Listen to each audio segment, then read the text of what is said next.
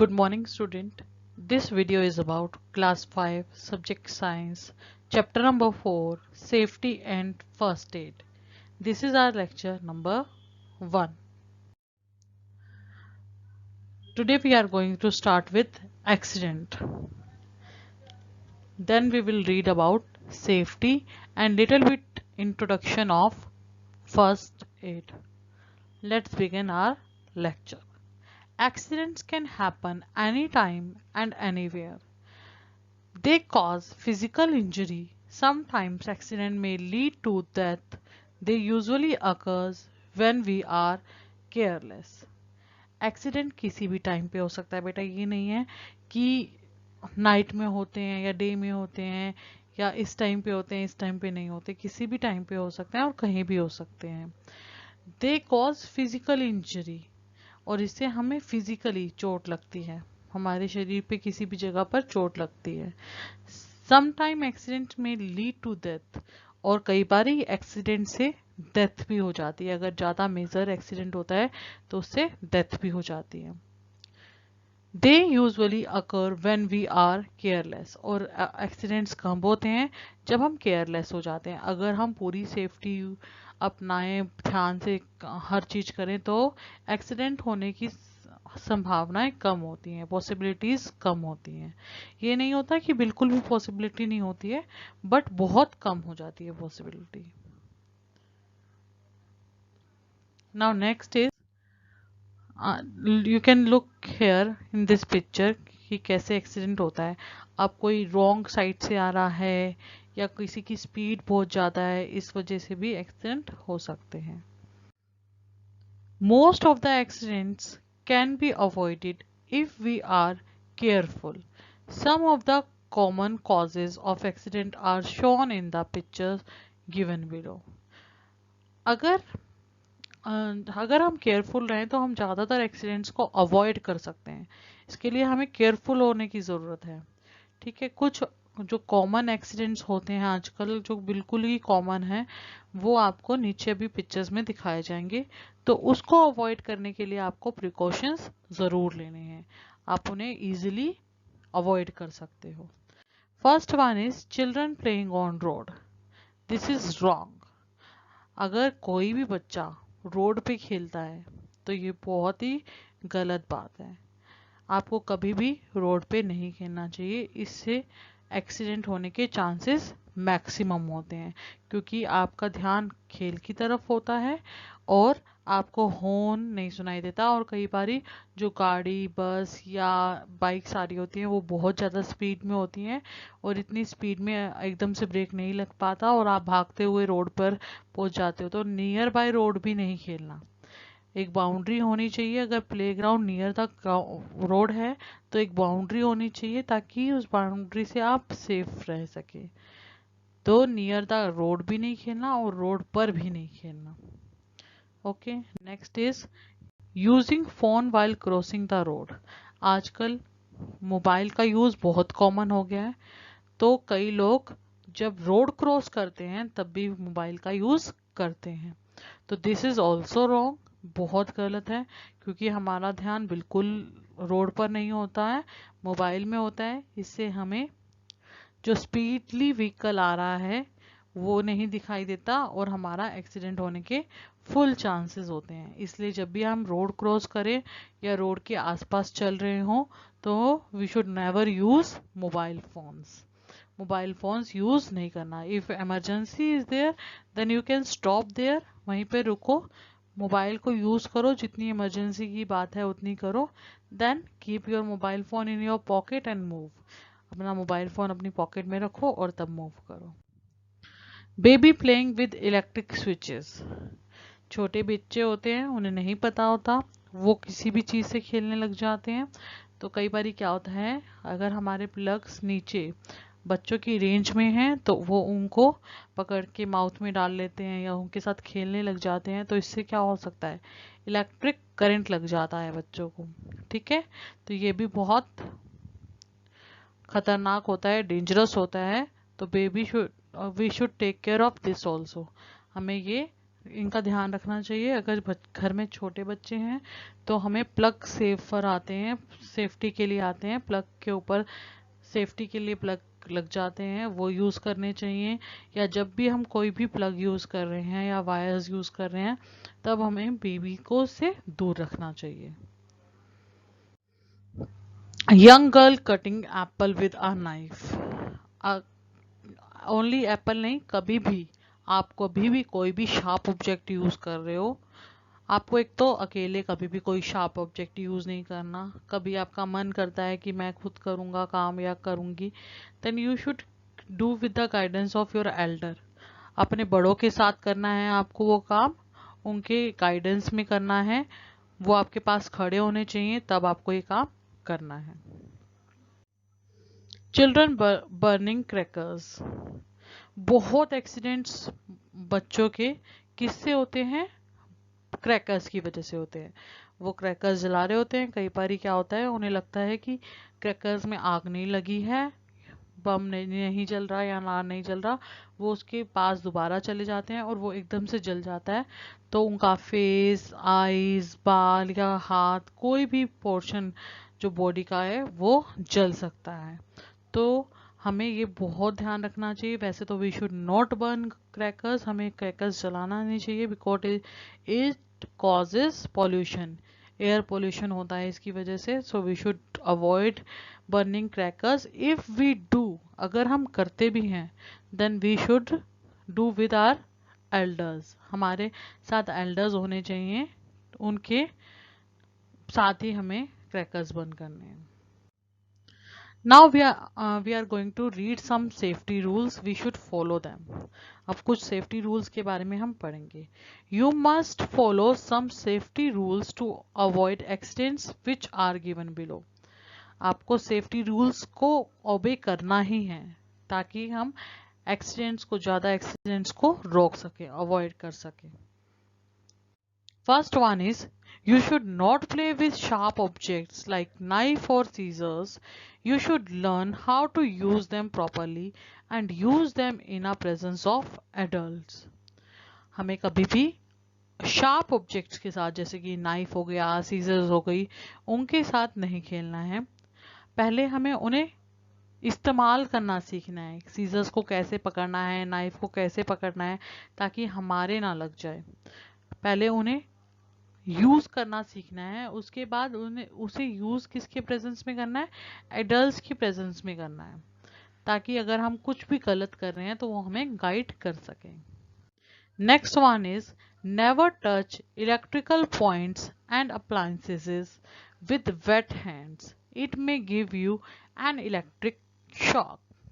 कभी भी कोई भी इलेक्ट्रिक सामान, कुछ भी हो सके, कुछ भी हो, फ्रिज हो, ठीक है, या फिर आपका कोई प्लग हो, मोबाइल चार्जिंग पे लगा हुआ हो, कूलर चल रहा हो, एसी चल रहा हो, फैन चल रहा हो, लाइट जल रही हो, प्रेस लगाई हुई हो मम्मी ने, कभी भी किसी भी इलेक्ट्रिक पॉइंट को आपको वेट हैंड से नहीं टच करना, गीले हाथ से टच नहीं करना। कभी भी ऐसा भी नहीं हो कि आपने चप्पल या जूते नहीं डाले हुए तब आप उसको टच कर रहे हो, नो। जब भी आपको कोई भी इलेक्ट्रिक अप्लायंसेस को या कोई भी पॉइंट को टच करना है तो आपको ध्यान होना चाहिए, आपके हैंड वेट नहीं होने चाहिए, आपने पैर में चप्पल या जूते ज़रूर पहने होने चाहिए, नहीं तो इससे आपको क्या हो सकता है? इलेक्ट्रिक शॉक लग सकता है। Never play with matchsticks, fire crackers etcetera, their careless use में कॉज फायर। कभी भी माचिस से नहीं खेलना, फायर क्रैकर्स जो आपके पटाखे आते हैं इनके साथ नहीं खेलना।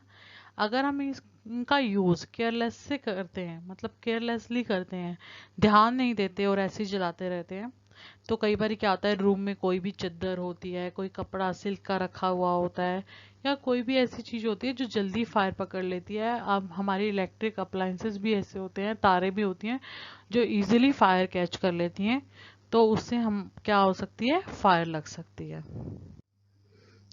You should not run on the staircases, हमें कभी भी सीढ़ियों पे चढ़ते या उतरते वक्त भागना नहीं चाहिए। Always follow road signs, some of road signs are given below. हमें हमेशा रोड साइंस का यूज करना चाहिए। आपको कभी भी टाइम मिले, आपके पास पुरानी बुक्स हैं, आपके पास ईवीएस की फर्स्ट क्लास से ही स्टार्ट हो जाते हैं रोड सेफ्टी साइंस, आप उन्हें दोबारा रिवाइज करें। सारे रोड साइंस जो हैं वो रिवाइज करिए, ठीक है, और उन्हें फॉलो करें, और अपने पेरेंट्स के साथ जब जाएं उन्हें भी फॉलो करने के लिए बोलें।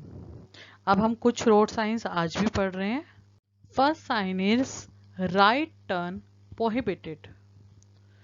मतलब कि ये साइन आपको कहाँ मिलेगा, जहां पर राइट हैंड साइड कोई भी कट नहीं जाता, ठीक है, वहां पर मिलेगा आपको ये sign. Next is left turn prohibited. ये कहाँ पर साइन मिलेगा, जहां पर लेफ्ट टर्न बंद होएगा। ये क्यों लगे होते हैं, क्योंकि वहां पर या तो कोई काम चल रहा होता है, या ऐसा कुछ होता है जो सीवरेज या कोई खड्डा होता है, इसलिए ये साइंस लगाए जाते हैं ताकि कोई एक्सीडेंट ना हो पाए। Third is pedestrian turn prohibited. मतलब यहाँ पर पैदल चलने वाले नहीं चल सकते। क्यों होता है, क्या पता वहां पर जो स्पीड लिमिट होती है हमारे व्हीकल्स की वो ज़्यादा हो, या फिर कोई ऐसा काम चल रहा हो जिससे कोई पत्थर वगैरह गिरने की संभावना हो, तो इसलिए लगाया जाता है। यू टर्न प्रोहिबिटेड, यहाँ आप यू टर्न नहीं ले सकते। नो एंट्री, इस जगह पर एंट्री ही नहीं कर सकते। Now safety rules again. You should walk on the left side of the footpath, cross the road at a zebra crossing, or you can use subway. हमें हमेशा अपने लेफ्ट हैंड साइड चलना चाहिए और फुटपाथ के ऊपर चलना चाहिए, ठीक है। और जब भी हमें रोड क्रॉस करनी है तो हमें जेब्रा क्रॉसिंग यूज करनी चाहिए या सबवेज। सबवेज क्या होते हैं, जब भी कोई रोड क्रॉसिंग के लिए या तो ऊपर पुल बनाया गया होता है या नीचे की तरफ से अंडरपास दिया होता है, उनको बोलते हैं सबवेज, ठीक है, उनका यूज करना चाहिए। You should neither get in or out of a moving bus nor peep out of the window of moving bus. अगर कोई बस चल रही है तो आपको उसके अंदर चढ़ना नहीं चाहिए या उतरना नहीं चाहिए। कई बार क्या होते हैं, बसेस चलने लग जाती है बट कुछ लोग भागते हुए उस बस को पकड़ लेते हैं या फिर भागते हुए उतर लेते हैं, तो ऐसा बिल्कुल नहीं करना चाहिए, इससे एक्सीडेंट हो सकता है। और कभी भी जब बस चल रही होती है तो हमें अपना कोई भी बॉडी का पार्ट उस बस की विंडो से बाहर नहीं निकालना चाहिए। Now we are going to study first aid. First aid क्या होता है, अब हम वो पढ़ेंगे। Even after taking precautions, precautions लेने के बाद, जो हमने अभी सारे सेफ्टी रूल्स पढ़े हैं, ये सारे सेफ्टी रूल्स लेने के बाद भी एक्सीडेंट्स कैन हैपन, एक्सीडेंट्स हो सकते हैं। एन इंजर्ड और sick person needs immediate care before a doctor arrives. अगर कोई एक्सीडेंट हो गया और जिस वक्त जो इस पर्सन को लग गई है, जो बीमार है जिसको लग गई है, उसको इमीडिएट तभी की तभी केयर की ज़रूरत होती है कि ज़्यादा ब्लड लॉस ना हो या फिर कोई ज़्यादा इंजरी बिग ना बन जाए। उसको इमीडिएट केयर की ज़रूरत होती है जब तक वो डॉक्टर के पास पहुंच नहीं जाता या डॉक्टर उसके पास पहुंच नहीं जाता। This immediate help is known as first aid, और ये जो इमीडिएट हेल्प होती है इसको बोला जाता है first aid. Main purposes of first aid are as follows, और फर्स्ट एड के भी कुछ पर्पस होते हैं, वो क्या हैं हम पढ़ते हैं उनके बारे में। Number 1, it saves the life of N injured person. ये इंजर्ड, जिसको चोट लगी है, उस पर्सन की लाइफ को बचाता है। It prevents the conditions of victim from getting worse, और ये जो विक्टिम है जिसको चोट लगी है उसकी कंडीशंस को वर्स्ट होने से, मतलब बहुत बुरा होने से बचाता है। जैसे अभी किसी को चोट लग गई है, हेड इंजरी हुई है या फिर हैंड कट गया, उसमें से ब्लड निकल रहा है, अगर उसको तभी की तभी फर्स्ट एड मिल जाएगा, उसकी ब्लीडिंग रुक जाएगी, तो उसकी जो कंडीशन है वो वर्स नहीं होएगी। अगर उसकी ब्लीडिंग होती रहेगी और सारे वहाँ से निकलते जाएंगे डॉक्टर के पास, जब तक वो नहीं पहुँचता तब तक उसको कोई दवाई या कोई भी पट्टी नहीं करता, तो उसकी कंडीशन वर्स्ट हो जाएगी, बहुत बुरी हो जाएगी। It keeps the injured person in comfortable position till the doctor or medical help arrives. और जो फर्स्ट एड होता है वो इंजर्ड मतलब जो जिसको चोट लगी होती है उस पर्सन को कंफर्टेबल पोजीशन में रखता है जब तक डॉक्टर नहीं पहुंच पाता है वहां पर या मेडिकल हेल्प नहीं पहुंच पाती वहां पर। कंफर्टेबल मतलब थोड़ा सा उसको आराम मिलता है, दर्द से, थोड़ा ब्लीडिंग से, या फिर कोई ऐसा पोस्चर होता है, एक्सीडेंट भी बहुत तरीके से होते हैं, तो उसको थोड़ा सा कंफर्ट पोजीशन होती है उसकी। नाउ बेटा टुडेज होमवर्क, ये तो बहुत इंटरेस्टिंग लेक्चर था, ठीक है, हमारे डेली लाइफ से ही बहुत रिलेटेड था। तो आज का होमवर्क मैम आपको एक क्वेश्चन और एक एक्टिविटी देने जा रही हैं। तो your homework is answer the following question. नीचे दिए गए क्वेश्चन का आंसर लिखिए। What is first aid? What are 3 aims of first aid? First aid क्या है और फर्स्ट एड के 3 एम्स क्या है? I repeat, what is first add? What are 3 aims of first aid? And one more, activity 1. Prepare do's and don'ts chart from home and your school to display the safety rules at different places. Hang these charts where anyone can read and understand. आपको क्या करना है, कोई भी chart paper लेना है। If you don't have chart paper और आपके घर में नियर बाय कहीं चार्ट पेपर नहीं मिल रहा है, आप इसे नॉर्मल अपनी नोटबुक में, रफ नोटबुक में, अपनी फेयर नोटबुक में भी कर सकते हैं। आपको क्या करना है, आपको एक चार्ट पेपर लेना है या फिर आपको एक पेपर लेना है, सिंपल पेपर लेना है। एक पे लिखना है डूज और दूसरे पे लिखना है डोंट्स। आपको क्या क्या घर पर और क्या क्या स्कूल पर करना चाहिए, क्या क्या चीज़ें करनी चाहिए, क्या क्या सेफ्टी रूल्स फॉलो करने चाहिए और क्या क्या चीज़ें नहीं करनी जिससे एक्सीडेंट हो सकता है। जैसे कि हमें सीढ़ियों पर भागना नहीं चाहिए, कोई भी इलेक्ट्रिक अप्लायंस को हैंड टच नहीं करना चाहिए, ठीक है। और भी बहुत सारे स्कूल में सेफ्टी रूल्स होते हैं, ठीक है। क्लास में नहीं भागना, स्लिप नहीं करना, बहुत सारी चीज़ें तो वो आप लिख सकते हैं। और अगर आपकी कोई पुराने बुक्स या आपके पास कोई चार्ट पेपर्स हैं जिस पे ऐसी पिक्चर्स मिल जाए तो वो पिक्चर्स भी आप पेस्ट कर सकते हैं, साथ में लिख सकते हैं। तो आप डू और डोंट्स का चार्ट प्रिपेयर करिए, जो सेफ्टी हम घर पे और स्कूल में यूज़ करते हैं वो दिखानी है आपको, ठीक है। और ये अपने घर पे आप हैंग कर सकते हो या आपके घर के बाहर कहीं भी ऐसी जगह जहाँ पर इससे सबको हेल्प मिले वहाँ पर इसको हैंग कर सकते हो। ओके बेटा, if you have any query in this lecture you can ask me by writing a mail on my email address। आप कोई भी अगर क्वारी है तो उस पे मेरे ईमेल पर आप लिख के भेज सकते हो। I will try to solve your query as soon as possible. मैं आपकी क्वारी जैसे जल्दी से जल्दी आपकी क्वारी सॉल्व करूंगी, ठीक है बेटा। और if you like the video then press like button. अपने फ्रेंड्स के साथ भी शेयर करिए, अपनी फैमिली मेम्बर्स के साथ भी शेयर करिए। ये तो बहुत बहुत यूज़फुल इन्फॉर्मेशन है सबके लिए, है ना। और अब सब अपने रिलेटिव्स को, फ्रेंड्स को बोलिए हमारा एडक्वार चैनल को सब्सक्राइब करने के लिए। ओके बेटा, have a nice day, be safe, be happy, have fun and do your homework on time and submitted on my email address. Click a photo and send it on my email address. Bye bye.